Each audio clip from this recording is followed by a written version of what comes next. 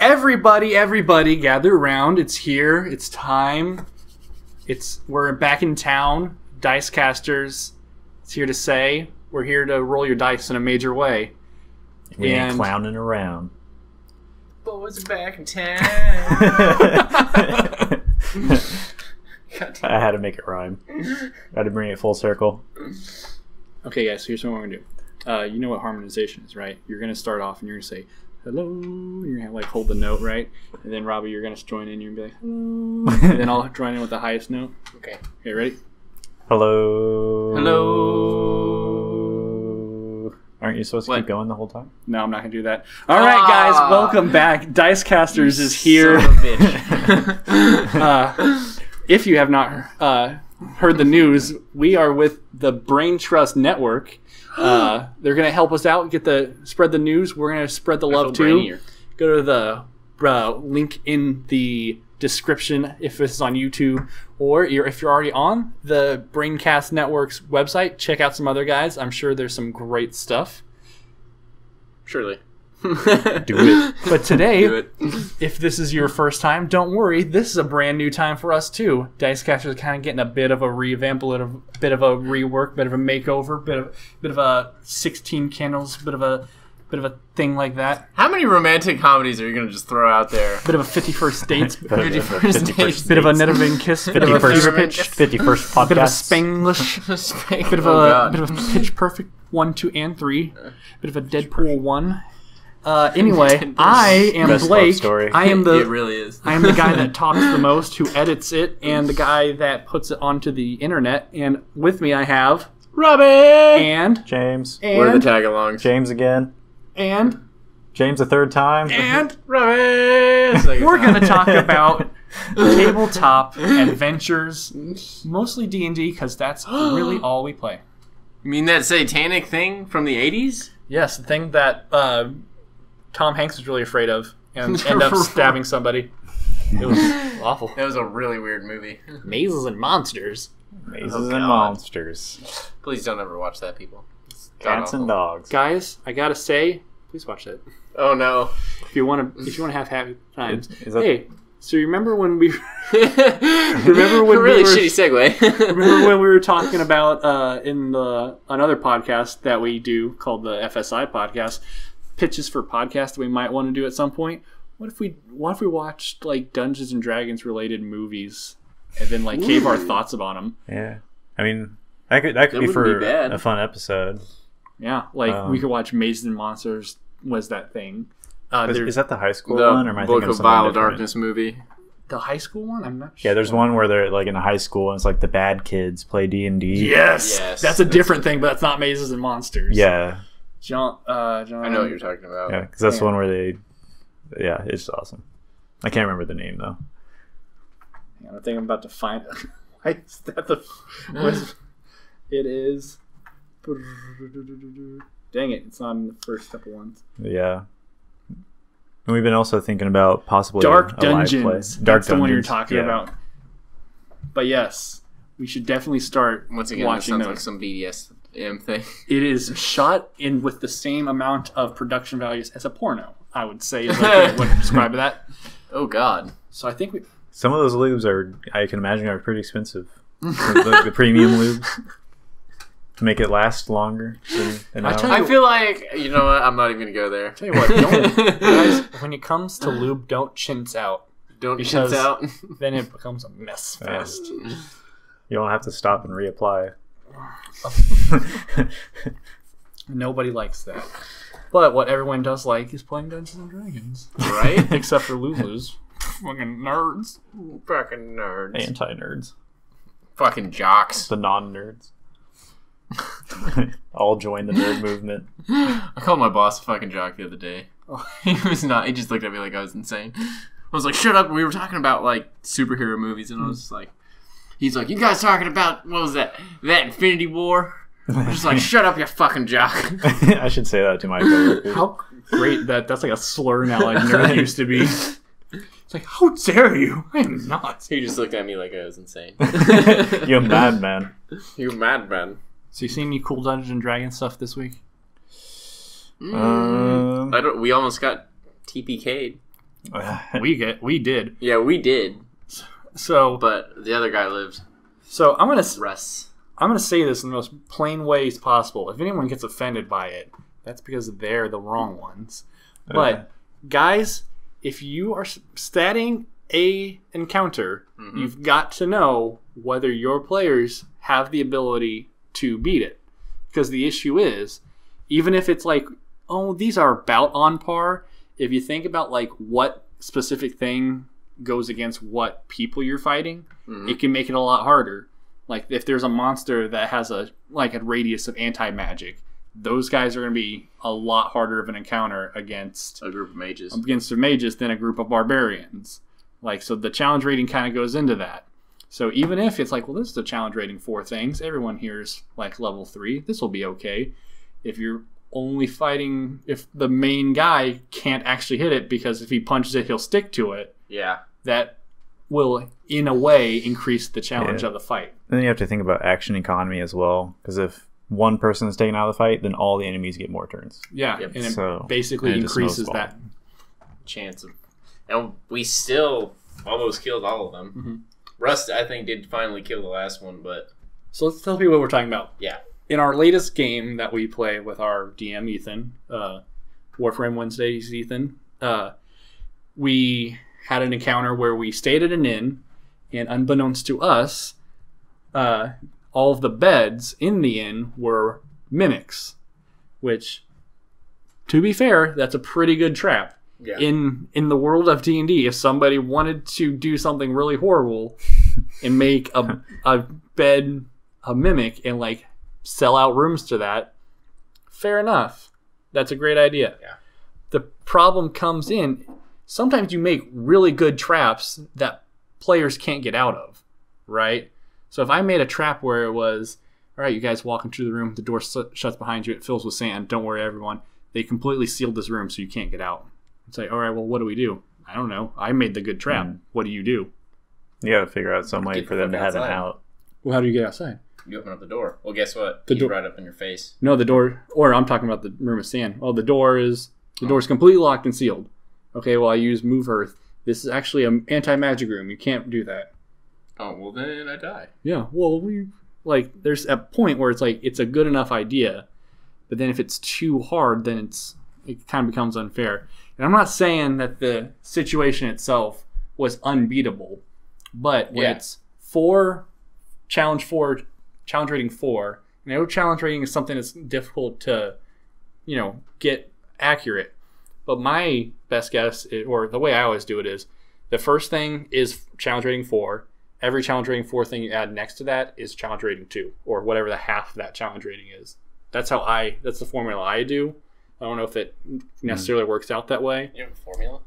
That's the best way I can describe my best guesses. I just kind of see what the party can do and then throw some shit at you and see if it goes well. I almost did that. And expand from there. Admittedly, I almost did that with the Green Dragons in our 5th campaign, because I threw a higher level dragon at you for the higher hit points mostly, but I weakened his attack.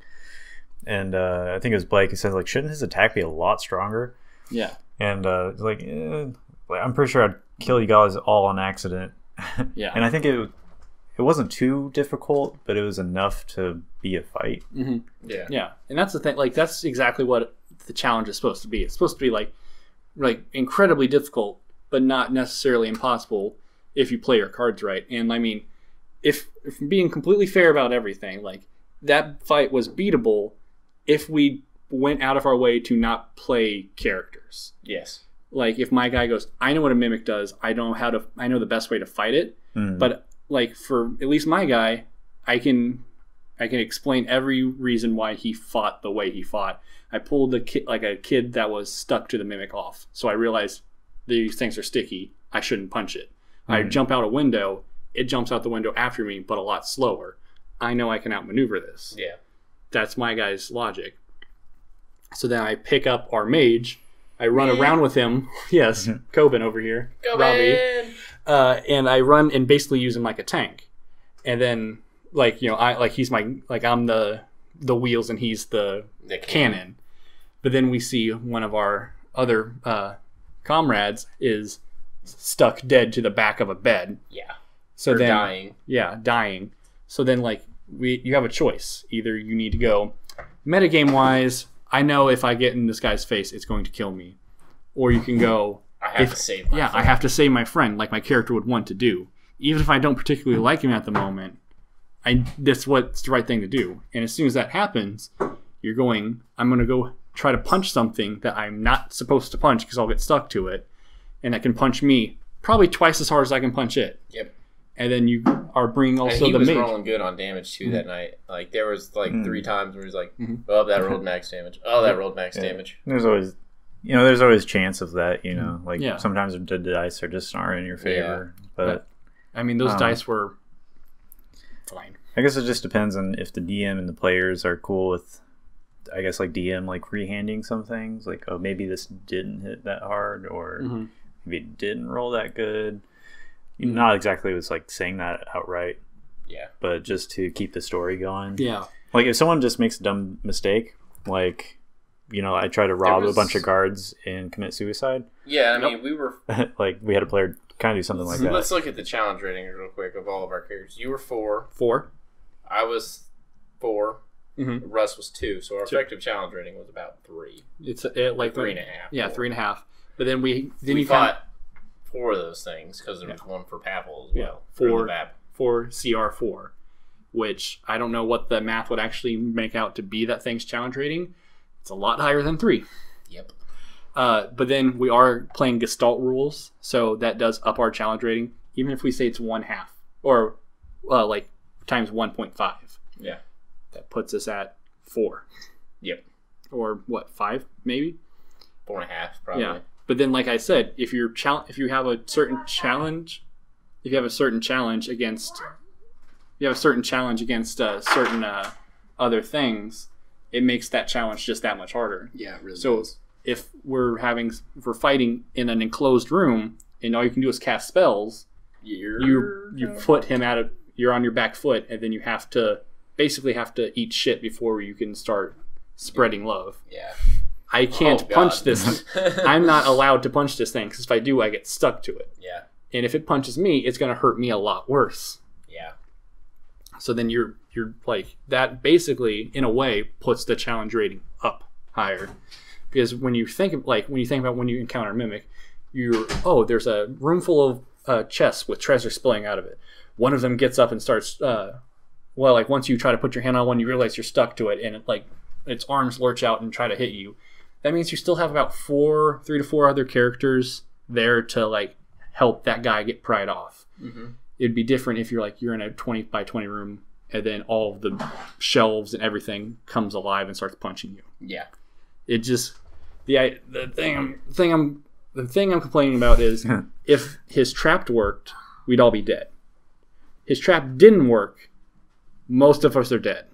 Yes. That is the epitome of a terribly laid plan. Yep. Just throwing something way too high at us. Mm-hmm. And and I could have done it to where I know that moment where Russ's character Dobby was dying. Mm-hmm. I kind of metagamed that, but I was like, I have to go save him. Mm-hmm. I should totally just say, fuck it, me and Locke will run the fuck away because he was dying at that moment. But no, I didn't do that.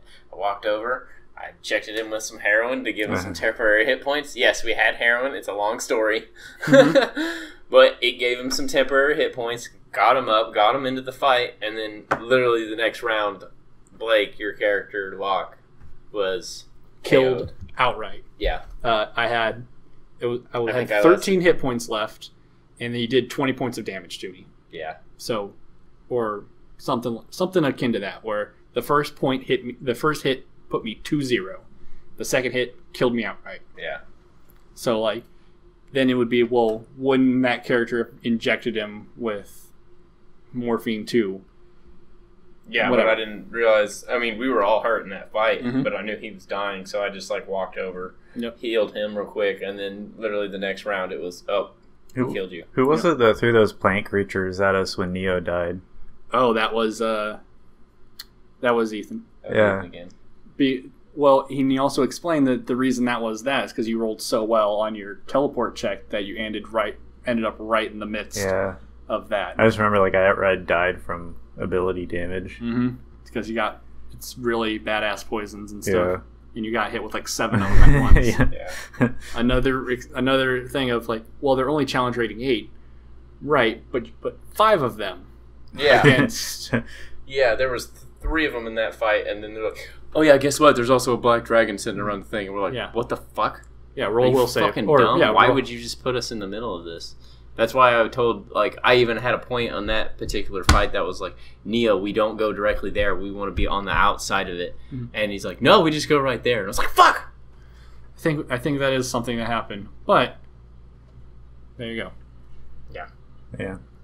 Just depends on how cruel you want the world to be. Yeah. And that's why I did something that in hindsight I felt really bad about, and I'm going to try to rectify it, but I made what I would refer to as a revenge character. Yep. Or a spite character, where the entire purpose of this character now is just to shit on everything. Because I feel... You know what? I would like to see you do that. I think that'd be really fun. I'm not going to lie. That's why I was like... Because your idea was... What exactly was that character?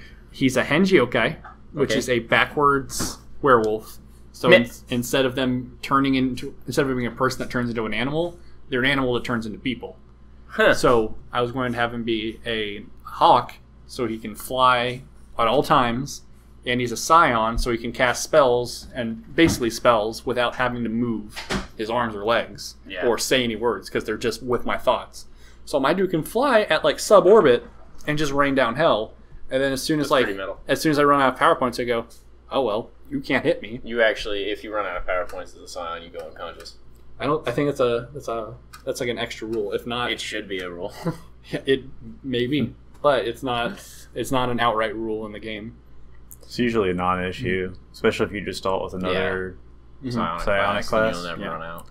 But yeah, like I made a bird, so all he does is squawk and stare at people.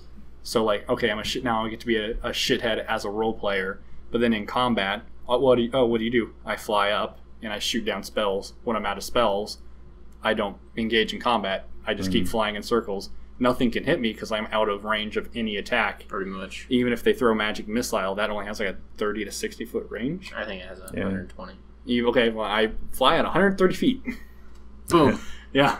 Guess what? I'm an eagle. I have 180 foot vision. I feel like there's like an issue with the game and the players at that point, because then it's like not really even about the game, just about one-upping each other. Yeah, and that's and like I only did that specifically because like we had a situation where it was like okay, we're gonna try to do a good thing by trying to. This is what led us into this shitty hotel. That led us into this. We have a situation where let me see. Okay, we got time. We led us into a thing where we are trying to find a magic ring, and we find out that it's in the possession of a kid at an orphanage / school of some kind that's being bullied.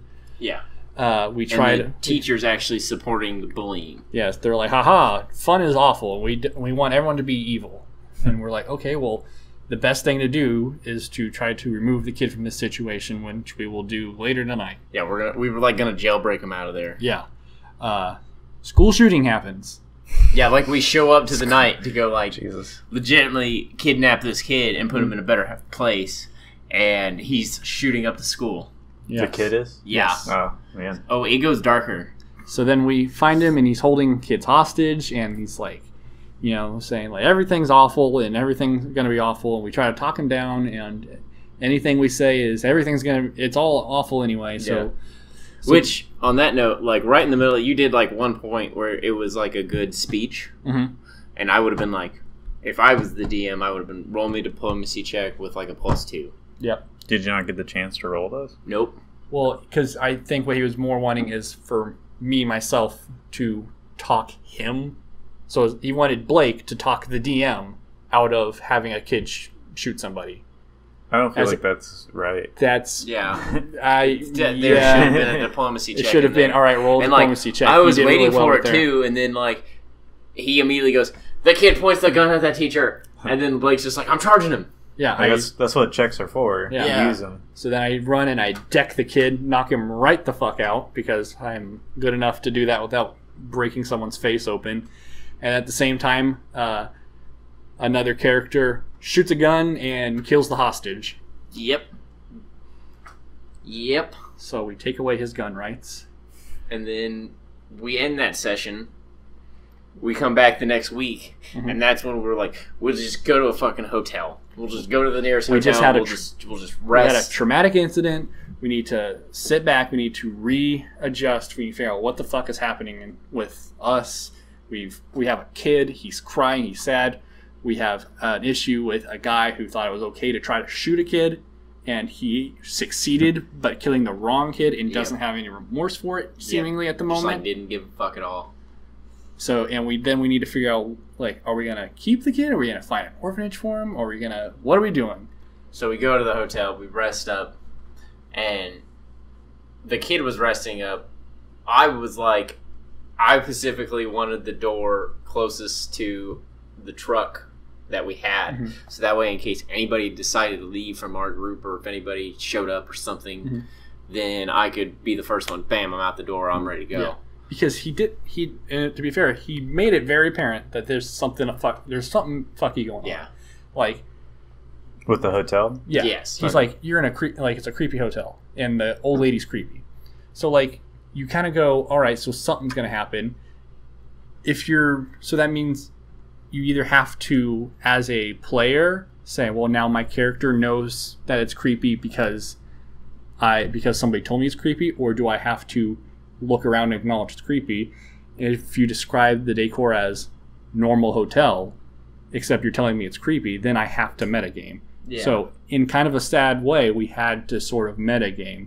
So like one character stays up just because he's like, I'm getting the heebie-jeebies. Well, that and like the reasoning I had behind it was because you handed me the player who shot the kid or shot the hostage. You handed me his gun after you stole it away from him, and then like I was sitting by the door, just kind of like peeking through the window, holding his gun, being like, "What the fuck should I do now? Right? Should I give it back to him? Should I try to make him appease in some way, or what was I going to do with it?" Right. And then next thing I know, there's a fucking mimic out of the bed becomes a mimic. Yeah, because then in my room, I lay the kid down. I tell him a story. He seemingly goes to bed just fine. And then I have to stay up because I'm like, well, what the fuck do I do now? Do I need to adopt a kid? Do I need this, do that? Yeah. I'm like kind of racking my brain. I'm praying to my God about what's going to happen. Our third player is staying up because he's wanting to go steal a gun back. Yeah, of course. Pavel probably should have died. Putting that out there. Doesn't sleep very much. Went to a bed. Don't know why he didn't go to bed. That's neither here nor there. Yeah. Or anywhere. But then, I turn off the lights so I let a kid sleep. And, I'm trying to do the right thing, trying to have some character development. Like, ooh, maybe my guy takes leadership. Maybe he becomes a kid's mentor. Maybe I raise him up a little bit. Maybe we all decide to, like, raise this kid community. Maybe we find, like, a good place for him to go. And then later he comes back, it's like, oh, you guys have done such a great service for me. I want to help you out. Kid gets eaten. The name for the heart ring. The kid just gets straight up eaten. Kids gets eaten by a bed. Yeah, you hear a loud crunch. Yeah, but what about... So Pavel didn't get eaten? We don't know why. He wasn't... We all had our own We all had our own rooms. And so he was assumed to be in his? Yes. Yeah, he was in his room. But here's the thing. Blake jumped out the window at some point. He jumped out the window with the kid. Trying to heal him. And then you realize, oh shit, this kid's dead. So... At that point is when you see Levap jump out the window, and this is the NPC. Yeah. And then the mimic's chasing after him. And then somehow Russ's character, Dobby, got outside, and then I just remember I got beat the shit out of, and I had 1 hit point left, and I open up the door and I shut the door. And then you're like, oh, how does Robby look? Oh, he looks fucked up, like he's bleeding out the mouth, and you're like, oh shit, I gotta heal. Yeah. So that's when we start actually working, like, this is what our characters would do. That like this in this situation, I heal him, I pick him up, we're keeping him at bay. But then, like, slowly but surely, we like the situation we described earlier, our characters get taken out.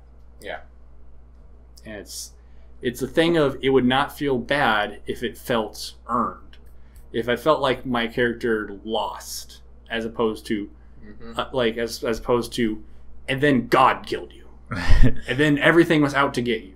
Because if everything went right, we would have laid down in bed and we would have died in our sleep. But everything went wrong for him, and we still died.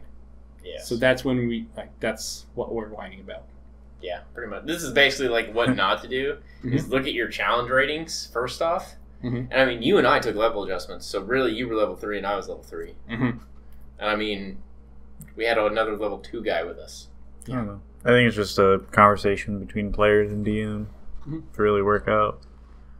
That's why I'm working on my campaign so heavily now. That's basically all I did yesterday. But then that's why, I make a character who has OP abilities. He's an asshole of a character. He is going out of his way to kind of shit on the game because, like, well, I'd just rather not play at that point if I'm just stressing about it that much and feel like I have to get at the DM. You know. Well, that's what I'm saying. And then, like, I wake up the next day and I realize that's what I just did, and I was like, well, this isn't cool. So I'm planning on go ahead and retire that guy and introduce somebody who's more favorable to the game. But I think the main thing is, like, when everything we're doing is trying to, like, improve the game or, like, do something good and is met with, no, everything's bad. Everything's bad. Yeah. It's like, okay, well, and I get he's trying to go for like that morally gray type of area, but I don't feel like it's really working out. Yeah, it's just black. Yeah, it's just black. We're white characters and we're getting ink on us. Yes. That's it. What were you saying? I mean, you just gotta allow some player autonomy, you know, like allow the checks. Yeah. Where was my diplomacy check? Where's my diplomacy check? Allow the characters to shape the world, you know, in their own way. Like, here's like. Well, again, we're early level and we don't really have the power to do yet. Let's take this and turn it kind of into like a positive. Like, how could we have fixed this situation to where it would have been better as a game? So I'm thinking something like, when I lay a kid down into this bed, and, you know, there's very specific things. Like, if you touch a mimic, they can suppress their stickiness to an extent, but it would still feel like you're laying down on a floor instead of a bed. Like, wouldn't the kid go, this feels like shit? Like, well, that's the thing. The lady, she charges really cheaply. I mean, did they have to roll stealth checks or anything like that? No, because they say mimics can stand so still that they're indistinguishable. Yeah. The only reason why we would straight up just think like a mimic from Dark Souls. Like, oh, I'm gonna lift over this. Oh fuck! Oh fuck! But the thing is, like, if we would have inspected the bed and rolled like well enough on our search check, we could have seen through their disguise. But why would we? Why would we think? Why would you do that? Unless it's metagaming going, it's possible that mimics are beds.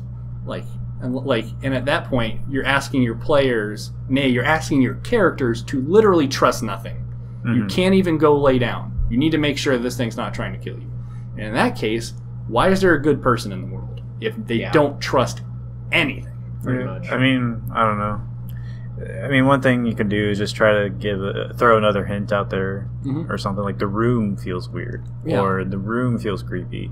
Well, like, that's what I'm saying. Like, get this weird feeling as you're sleeping at night. Like, you feel like something's watching you. Yeah, you feel like there's like some kind of breath to the room. You you lay this kid down on the bed. He goes, "This bed's too hard," and I go, "It's not that." And I go to push down on it. And it's like, no, it's hard. Like, you feel like you laid this kid down on a fucking park bench, and not a bed. And then I go, well, I try to inspect it. It's a mimic. Oh, and then we get into combat, and then I'm not or maybe starting off on a back heel or something. Maybe the room just has an odor of like dead bodies. Yeah, it smells like somebody's trying to clean up blood around here. Like, that's like when you said you had I remember on our drive home, you were telling me more about your character, and I was like, you know what, I kind of thought about just saying, fuck it, give me a changeling, like rogue ninja, and I'll just, like, couple levels in fighter, and then I'll just be like, Rob, what's your weapon? Falchion. Yep. I'm just gonna fucking create everything and destroy everything. I'm gonna go the easy route. Yeah. Kiss my ass. Because at a certain point, that's kind of what you're asking your players to do when even being the solemnest thing of, I'm not gonna be a murder hobo. I'm going to go sleep in a bed. Yep. You're punished for that. Yep. You're going like. Well, it makes it kind of hard to just explore with fun builds and characters that don't make sense, I guess. Like, yeah. I thought it'd be fun to make a character that's completely based around luck. Like, he doesn't really have much combat ability, but just like he has different abilities based on luck. Yeah. I thought that'd be funny and quirky, but like if he was in that situation, he'd just be sugar fucked. Like he'd be dead. No problem. we had pretty decently built characters. Yeah. But we did have some quirks to them because if you keep making the ninja fighter with this ability, with that ability, and like you make the same cookie cutter guy who goes, I am morally gray, I steal when I have to, but I also have a heart of gold.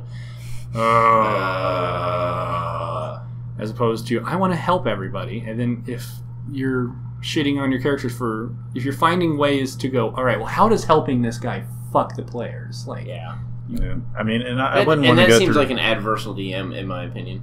And going through all the effort to min max just to go out like that, I'd be a little upset. But that's we weren't really. Neither one of us were min maxed either. Neither one of us. I know, but I know that at least you did a lot of effort. Like you had like the Microsoft Word pages, and that's so that I'm keeping track of the chaos I'm doing because he's specifically unmin-maxed. But yeah, I get what you're trying to say. Like going through all the effort of planning out a character and like knowing what his hopes and his dreams are, and like how he goes about going through those, and then going, he died. He fought a bed. He fought a bed and lost. Mm-hmm.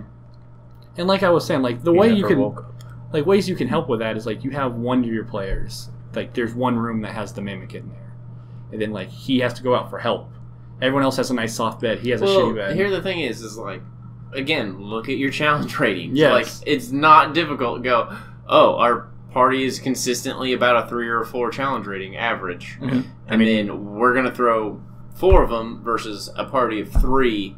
That are all equal or higher challenge rating. Mm-hmm. That just spells doom. In my opinion, like I think it's okay to lie a little as a DM with your roles, as long as you don't tell the players that. Yeah, because that's the kind of thing you would have to do in that situation if you found yourself kind of. Yeah, just like maybe like I don't know if they do like a 1d8 or something for their damage, but like maybe they do 1d6 now. No.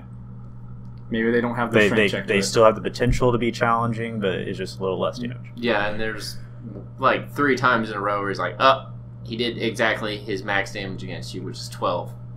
It's like he did 12 damage. He did 12. Like literally, I got hit twice in like the first encounter or the very first round. It went and it's like it rolled max damage on you both times. Well, fuck, I have 1 hit point left. Because at the end of the day, like it's an imaginary game. It's okay to change things when you need it, as long as everyone's having fun. If you find yourself in a situation where you have messed up and you go, oh man, these guys are not going to be able to do this, then it's okay to go, all right, well, I messed up, so I will fix this on my side of the dice.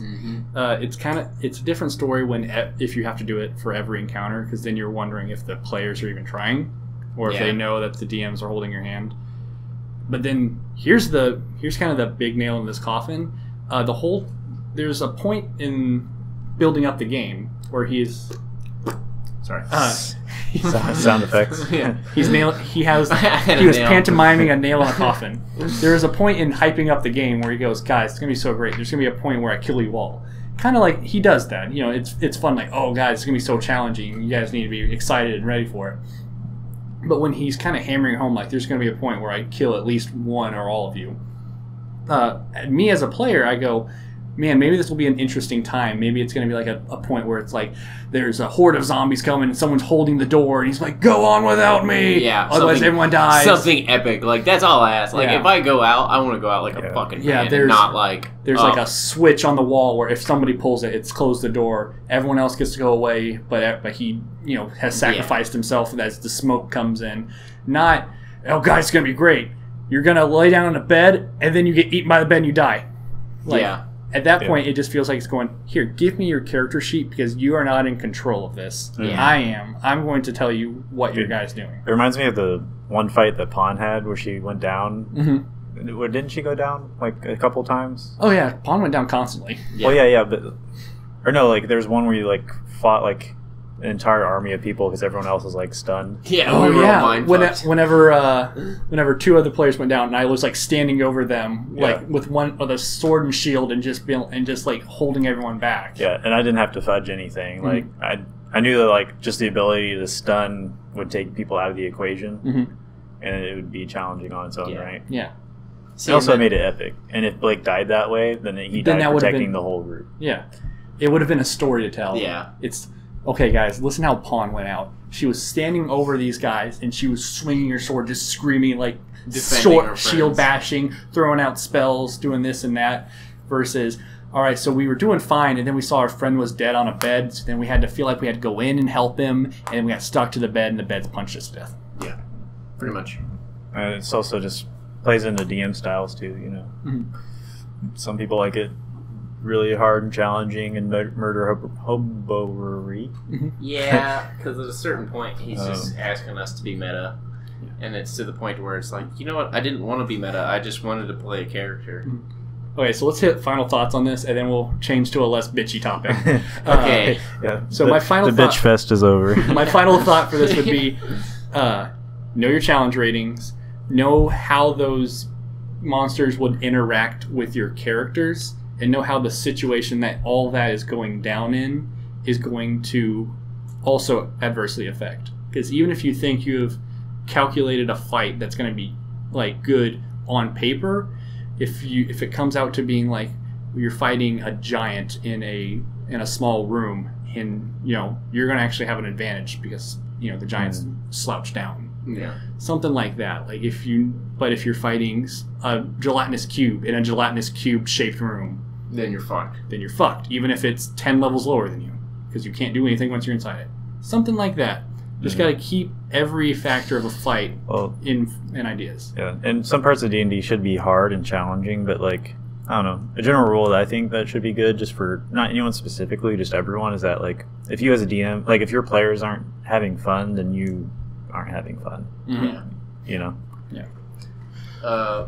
My final thoughts are, 1, again, know your fucking challenge ratings, and 2, if there is a moment where you walk into, like, you have that, wow, this feels really dark moment, like we walked in on a kid who was doing a school shooting, maybe you should give the players a little bit of time to actually reprimand, or that's maybe not the word I'm looking for. To like collect their breath. Collect their breath, just recollect themselves, and don't just immediately go, okay, combat, here you go. Yeah. Give it that moment. That's why I want to start using like inspiration die more and stuff, like rewards like that for role playing those things. Yeah. So okay, and that's what that rule's there for, and I do love that rule. Transitioning very well into, let's do this topic's main week. Fuck me. The main topic Really? of this week. Nice topic. About down. The main topic this week will be dungeon master styles. How do you like to approach the idea of creating scenarios for your players to adventure around in?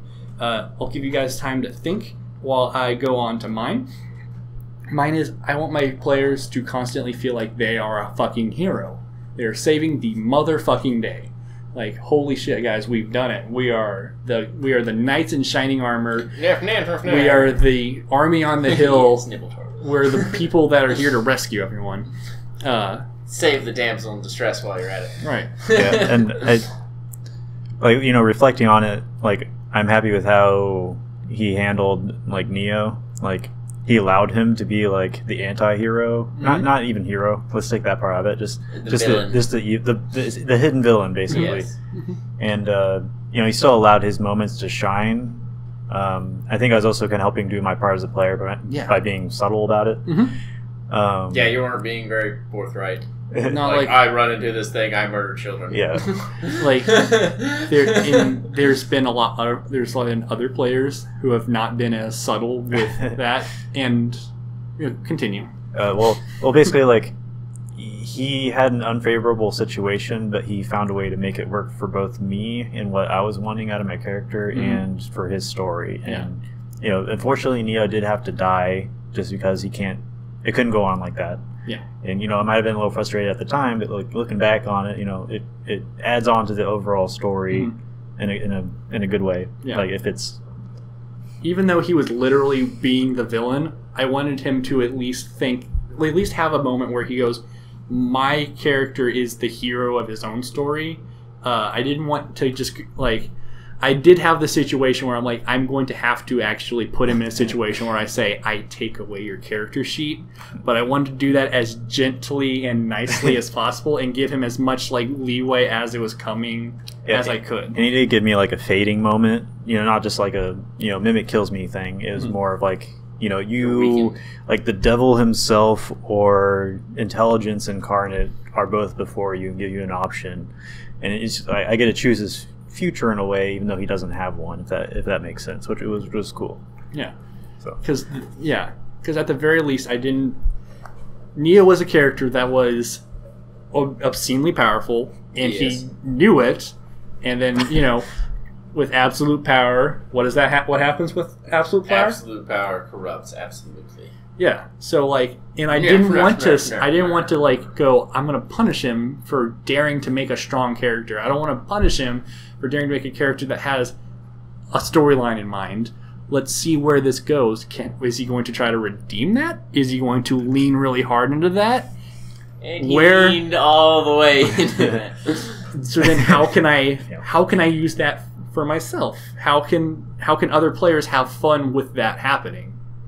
So like I basically set it up to where like it was like almost a halfway adversarial thing of where like everyone goes like Neo is he's crazy. I don't know if we should trust him. Yeah. At the same time, He blows shit up really good. yeah, why not Yeah. trust him? Yeah. like I was creepy enough to make people question me, but Not hidden enough enough to not be too questionable. You were just under the surface. Mm-hmm. At the same time, I wanted to make it to where like Riven was always able to save the day. He was always in a position where he got to, at the end of the day, we're stopping an evil. We're saving people. We're helping things out. If that's what he wanted, Neo wanted to do bad. So in the same way, I was like, how can I help him make sure that bad stuff is happening in the way that he wants it to happen?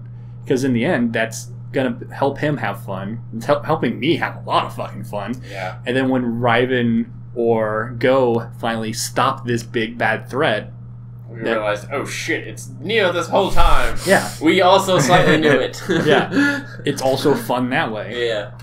And then like if we go into like my good campaign or my flat world campaign is how I kind of describe it. There's a character that literally his whole thing is that he just wants to be a knight. He wants to be a knight. I just want to be a knight. Yeah, It's okay. I'm a knight. I'm a knight. he wants to save the day. There's a guy who wants to be morally gray, and I don't want to punish any of them for feeling like they want to do that. If there's a guy who wants to go out of his way to be good, I don't want to like be like, well, you reached too far out. Now I have to slap your hand. Like, no. Instead, be like just. Here's Okay. a cookie. No, like instead of that, be like, okay, well, there's You a get a cookie, fucking cookie. but that cookie is on a bed of thorns. Like that's gonna poke you while you take the cookie, but you still get a cookie. Mm. Not there's a bed of thorns. It's like, is there a cookie there? And if you No. play your cards right, you can get the cookie without being harmed, but you got to be really careful in playing. But that being said, like strategically use those. I like to try to strategically use the dark moments or the moments where you lose, because that will help you feel a lot better when you do finally win. Yeah. Mm. Like speaking of having a fight that felt way too overpowered. What? Why do I feel like this is directed towards me? Did Nexus get beat up by a black dragon? Oh, insanely. That was because I was like, he's like really good at swimming and he's really good at breathing acid. So they fought him in the water. They didn't have a chance. And Well, we didn't feel like we had a chance over land either, so Yeah. we were like, we're just gonna hightail it out of here. I made a specific way that they could do it, but then But when we I just go did not back, do it. when I go back and look on it, it would be very unlikely for them to have done that because that's not what their characters are.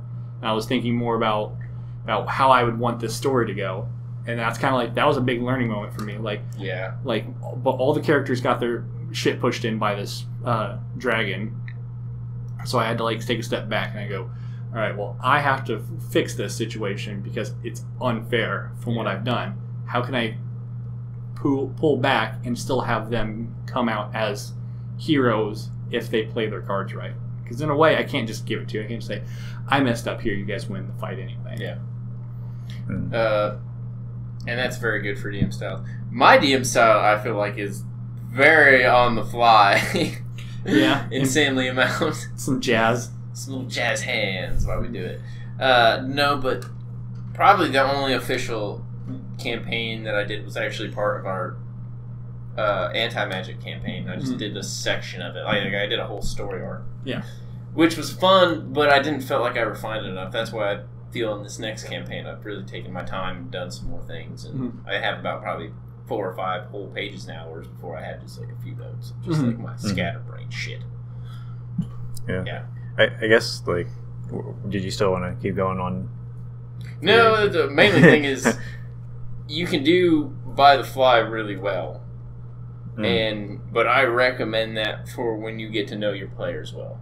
Early on in the campaign, like our buddy Ethan, he can do on the fly wonderful as long as he knows his characters. Whereas in this new campaign, he does not know our characters very well. We're very new to this whole thing. Like we were saying, he's had that literal moment scenario planned for about 3 years. Yeah. He said, I don't know what will happen, but at some point they will be at an inn and they will get eaten by mimics, and I will laugh at them.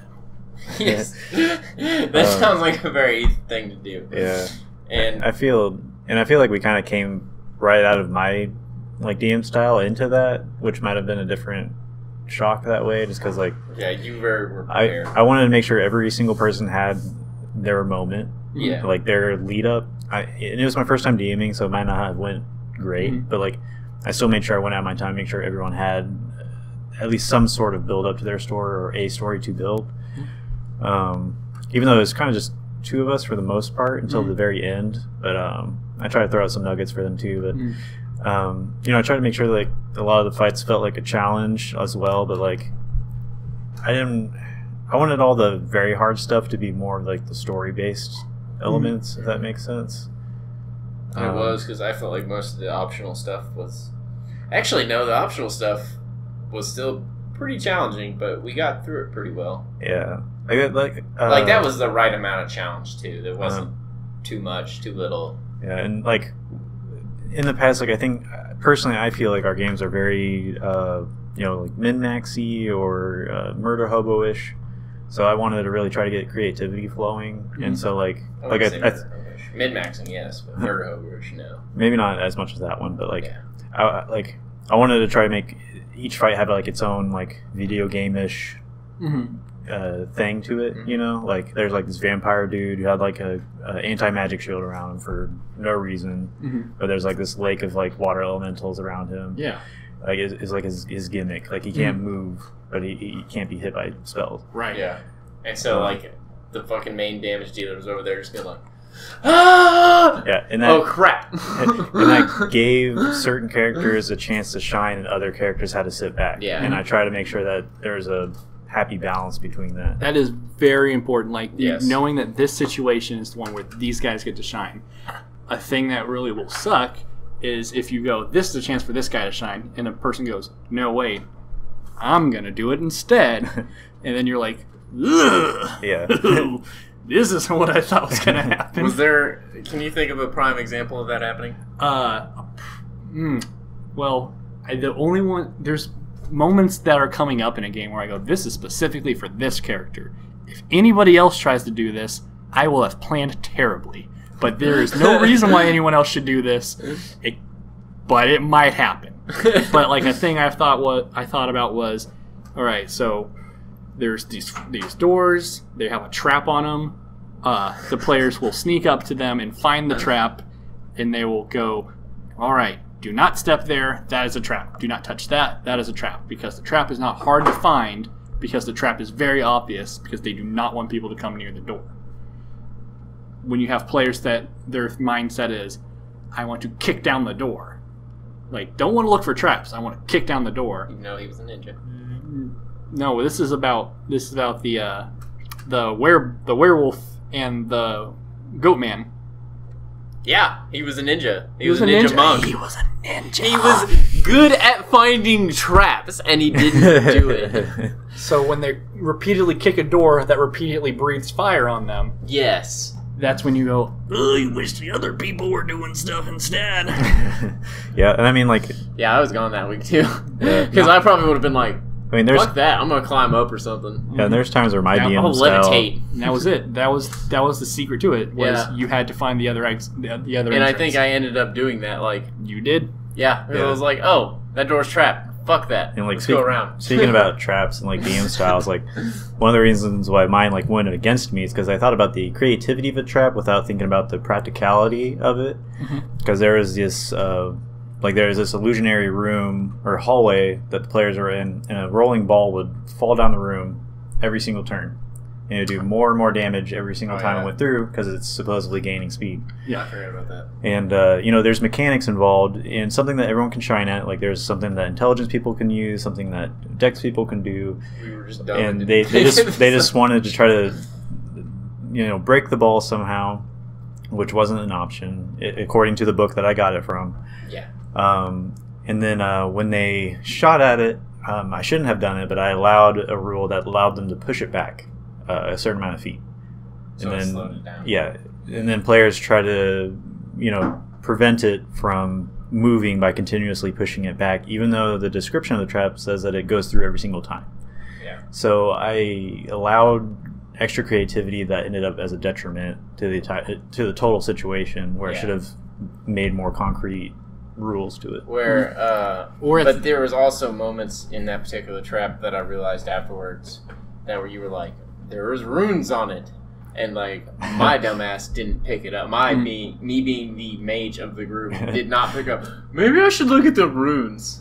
Yeah. So that's another thing, is trying to get your players to notice the things. And then also on top of that, I had a particular cloak that allowed me to like spider climb up on the ceiling to where I couldn't get hit, and then I was like, oh wait, I've already been hit by this thing twice. Maybe I'll just spider climb this around it and not be hit, and then walk up and turn it off. But then I would say we're going into a corner over here. We're over in this corner called the constructive criticism corner, and I would say that a way that you could have improved that would, like, if it was in my style of DMing, I would say, is when somebody pushes it back, that is effectively halting the momentum. So if somebody else that was rather strong went up there and put their hands on it, they should be able to hold it. They're either at least able to hold it or slow it down to where they are like skidding along the ground, and then everybody else has a chance to look around the room, figure out what's going on, and the person's sitting there going, "Oh!" And I would be like, "All right, well, it's hurting your arm. Yeah, it's a strength check. It's hurting your arms. Here's a D4."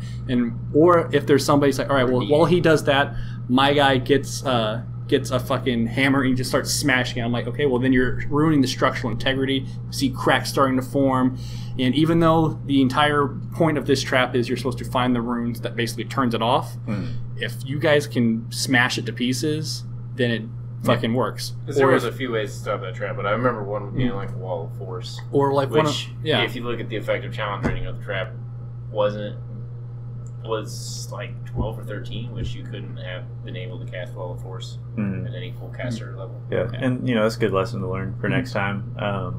I think one way that I also tried to be creative that didn't quite work out is like, there's like this, you guys were like in this volcano area, and basically you walked into like a sphere of the realm of limbo, where like your imagination can shape like the world around you. Like you can roll an intelligence check and you can make water appear out of nothing. Okay.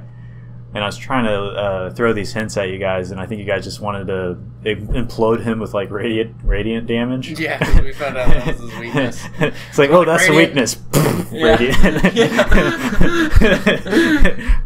That was my thoughts. Yeah. I mean, radiant damage just spawns right there. You still used the mechanic, and I was happy with it. But like the villain was like using his intelligence score to like shape the earth around him into armor. Yeah. And stuff like that. Well, I think what happened was with the mechanic in particular, like I tried to do the radiant damage and I just didn't roll high enough, so eventually I was just like, I just want to counteract what he's doing. Yeah. And then we can just blast the shit out of him. Yeah. Or somebody else can hit him. And it all worked out in the end. But like, it's a lesson saying like, everything you think of as a DM doesn't always play out like how you want it to. Yeah. Here's a good piece of DM advice to put in your pocket for that. Explain what is going to happen to somebody else that isn't going to play the game, because at the very least, as you're talking, you'll hear the plan out loud to yourself, and you might pick at things that you didn't think of, or somebody who's completely divorced from D&D, or at least divorced from the game, might go, "Why?" And you go, "Excuse me?" And they go, "Why would that happen?" And you go, I don't know. Was this Hannah that did this? Yes, I was I was making a dungeon, and I'm explaining to Hannah, like, okay, so they're going to do this, and then this is going to happen, then this person gets to do this. She goes, wait, what if they don't? And I go, excuse me? She goes, what if that does not happen? Like, what would make that happen? What if what you think is going to happen right there, what if they just don't do that? And I go, I don't know. The game ends, everyone dies. That's pretty much like how it was. Reflex save. I was like, well, they find this and they find that. They find this. What if they don't find that? Yeah. And you guys kept a very important key that I had next to that boss, and I think you guys just wanted to immediately throw it in lava. Yeah. And I'm not prepared if you guys throw that away. So I'm very happy you guys kept it. Yeah. Yeah.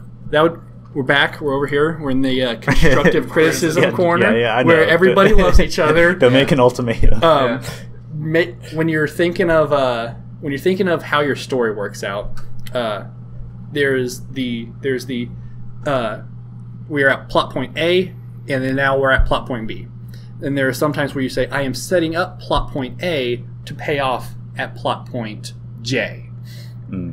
So then we need to figure out how we can make sure everything is cohesive when we get to J.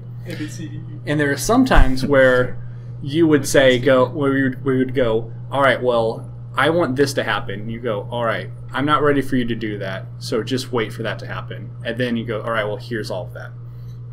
Or, like, for instance, Pawn trying to figure out her past, I felt like was a bit of here is a giant dump of information for your character, whereas I would have preferred for me to learn the information as opposed to be told the information. Yeah. If that's making sense. I get you, and I think a part of the problem with the campaign is why it wasn't as good, or it didn't live up to like potential it could have, is because like it was rushed a little bit in a sense. Like it was a lot faster than most campaigns. Yeah, and so a lot of the trickle stuff, like learning and stuff like that, I kind of ended up pushing that around. Yeah, and like the players never had real downtime. Like they might have had like a day or two throughout the whole campaign to do nothing, but it was like constant. Like this is happening, that's happening, this is happening. Right. And like that campaign is only taking place in like a few weeks. Yeah. And that's just from going from point A to point B. And I mean, one of the reasons why I like that is because every time something happened, like someone leveled up, someone got an item, someone learned something about their character. Yeah. Like something happened every time. But then when that starts to occur, then you then you don't get that time to breathe and go, all right, this is my character now. Now that this thing has happened to them, now I get to like understand this about them. Whereas it could be a thing of, okay, well, your character does this. Hey, by the way, your character is this. Your character is that. And I go, my character's had a lot of development. Okay, well, we gotta go. I guess that's okay. And if you do it like that, you can kind of numb the sensation of accomplishing something. Right. Because if you're always accomplishing something every single time, then what makes the first time special? I imagine that character to be very arrogant. He's like, oh, I'm just awesome. Dude, Pawn's character is probably OP compared to the others right now. Like with all of her weapons and all stuff she can do. Given we do have a sorcerer, so later on. Not later on, bro. Or yeah, she's pretty strong. Bye-bye, we'll save. Yeah. You're fucked. I remember that Finger of death. Yeah, lich. Finger of death. You guys fought like a lich, and you're doing like 40 or 50 damage around. Yeah. He's the guy with the anti-undead sword. Yeah, and I was kicking that thing to ass. Yeah, that thing. And see, like, but that's like sorcerers, man. They get the meta magic. So there's a beautiful moment of, I would say, probably against everyone's idea of what would happen in a situation where the person who has this blade of Kos, this sort of undead fuckery, goes down in the middle of the fight with the undead guy. So then we get to have a moment where, like, her best friend gets to pick up Kos, this blade that she's been like basically tortured with for like this whole campaign, and then she uses it. Her friend Evelyn gets to use it and uses it to basically do what Pawn was been trying to do and all this stuff, and it kind of makes this really kind of cool thing where like the entire point. Didn't I cast Finger of Death through the thing, and that's how I killed it? I don't know. I remember you stabbed the hand in the eye with Kos. Oh yeah, that's right. After we killed it, I think you just straight up killed him with damage, and then you picked up the sword and used it. Yeah. So basically, like, I'm going to say something and then I'm going to backpedal on it. You stole Pawn's moment, but in a great way. Okay. In like, this is what Pawn is supposed to do in this situation, but it's almost more beautiful that like Pawn goes down because of all of the things of having an evil sword and a different evil sword and having this tragic backstory and like, I have to destroy this thing. She gets knocked down. Her friend picks up that burden from her and does it for her. And then that kind of ties you into the whole party as well, and like Bond's characters potentially. Yeah. So that's like a situation where like I didn't plan for that to happen, Bonding. but it's great. We're touching. We're touching them. And that's and I think in a roundabout way that comes back to like That's also just good character interaction, I feel like. Yeah. And then like that could be a thing that we do next time we do decide to play that campaign, is we have that interaction. Yeah. Because that was like the basically the last thing that pretty much happened. where it left off. yeah. Mm-hmm. So we could have that full on interaction. Oh my god. Hey, I did your job too. Yeah. Sort of. I mean, not really, but I help you accomplish your job. Oh yeah, and then we had our You're free. we had our like destructive player in that campaign too, and he like drew from the deck of many things, and his soul was owned to a devil or a demon or something like that. So he ended up dying because he challenged a DM in like an ultimatum, like, you know, I challenge a super strong thing that will kill any of us if it tries to. Dragon. Yeah, and luckily my players kind of knew to back down at that point because that could have gone different ways if they didn't. But he ended up dying, and then he had like a fade to black moment, like talking to the devil. And I tried to give him an out, saying like, you know, work for me, kill your friends, kind of thing. He's like, no. It's like, okay, well, you're tortured forever at the end. Yeah. You're just a soul that he eats now. But I don't know. I feel like everyone kind of got something. I'm trying to think about if Black Dynamite. I forgot that was his Oh no, I forgot that was his character. Yeah. But he went around telling everybody he was Leonard Starr. Oh no, yeah, he got cursed by the flute, so he's always sad that he didn't get the right music. Mhm. But that made his blues music that much better because he's always sad that he couldn't play the music he wanted. And like, I guess that kind of, in a roundabout way, brings us back to like the different DM styles. Like, I feel like the main thing you want to do, no matter what your DM style is, you always want to, like, your plan should be, how will this make the players feel cooler? How will this make them feel like a fucking badass? How will this not make them feel like they're gonna get killed by a bed? Yeah, by a fucking bed. Don't sleep, kids. Yeah. All right, so transitioning into our final segment, this will hopefully in the future become more robust. Yeah. But for now, it's going to be a little less so. It's going to be our mailbag section.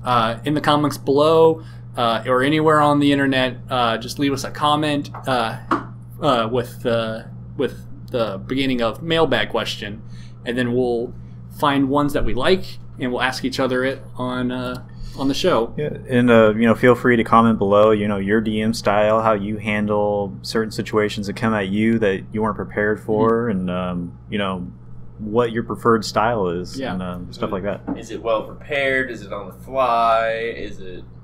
I don't know. Other than that, is it half-assed? So you start it and then you're just like, eh. What's the situation where you just, like, as a DM went, I fucked up? Yep. Yeah, because it's all happened. It's all happened to all of us. So I would, I guess, drop this question if it's going on along the lines of what we already done. As a DM, what is the biggest challenge that you think you face? Start with you, Robby. Biggest challenge, I think, Yeah. is getting that moment of getting the story right and putting all together the A, B's, and the C's, and trying to make it all connect. Right. The personal touches, I know you guys are good enough players that you're going to make good characters and you're going to make decent damaging characters no matter what the stats, because at this point y'all are motherfucking mid-maxers. But my main thing I want to do right now is have a full story, connect A to B to C, but leave enough leeway in there to allow you to have your own story. And that's the thing, is you kind of need to leave spaces between. Yeah, I'd say mine is pretty similar. My challenge is that, like, I learned from my last campaign is that I need to, one, slow down a bit with just the campaign in general. My challenge was to unable to trickle plot points instead of just turning the tap all the way on. I feel like it could have done a better job at, like, seeding, the end result instead of just rushing to it. Right. If that makes sense.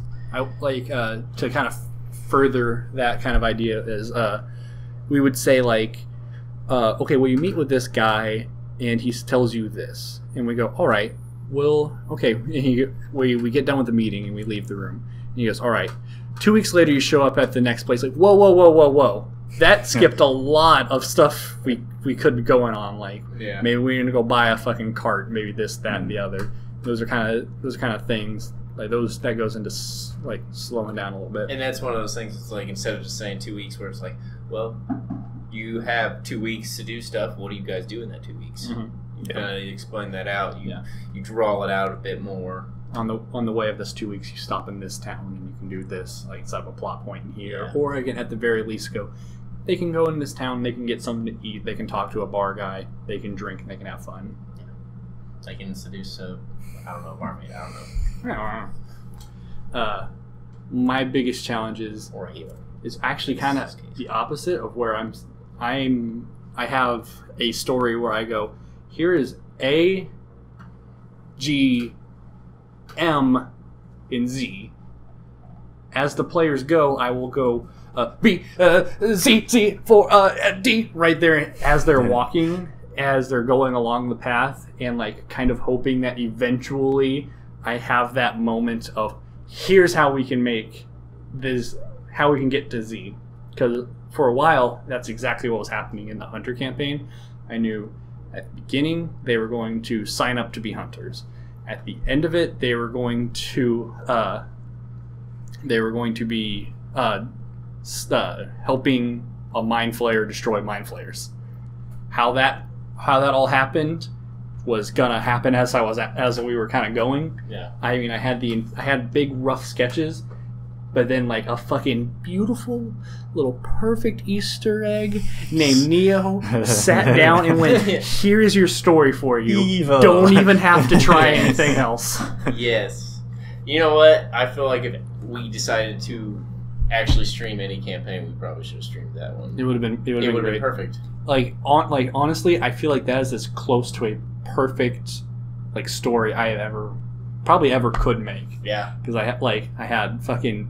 had climaxes, like dramatic tensions and stuff like built into the story. I'm like, okay, and then this is where they calm down, and then they catch their breath. They start moving a little bit, and they start getting a little higher, and it starts getting a little challenging. They start doing stuff, and then they fucking hit the top, and then they come back down. Yeah. And they fucking. But yeah. But I think part of that was also the fact that maybe me and Ethan are getting in more to actual role playing as of just, we ran in here, we kicked the door down, and we kill shit. Yeah, that was definitely because, I mean, me and you specifically kind of started back 10 steps when the people we started with were, my character is the badass who kind of only talks sometimes, drinks a lot, gets into fights, and will beat the shit out of anybody who looks at him wrong. Oh, well, what's your character? What he said, but I'm an elf. Yeah, pretty much. What's your guy? I'm the same thing, but a dwarf. Yeah. And it's like, oh, okay. It's like, well, how do you guys approach this situation? With an axe in my hand, and a beer in my mouth. Yeah. And a pissed off look on my face. Oh, you know Robbie's character is going to be in a bar somewhere. No. Usually. That is the general stereotype of my characters. I'll give it that. But you know what? I like the tavern scene. It's cliche, but it's cliche for a reason. Does anyone else have any questions they want to pose? Colt 45 and 2 zigzags. Nothing. You know, if you guys got any good, I guess, campaigns that you'd like seeing streamed, feel free to talk up on it, because I think we're considering a live play, but we're not sold on it yet. Yeah, we're not sold on it yet. I want a good setup before we do anything. I have a perfect game for us to play whenever we have at least more than 2 people to stream it with, and it will be literally the funniest thing in the world. But that is for another time when we see you lovelies again. This has been DiceCasters. I am Blake. I am Robby. I'm James. And we will see you Next time. Another time, I suppose. next time.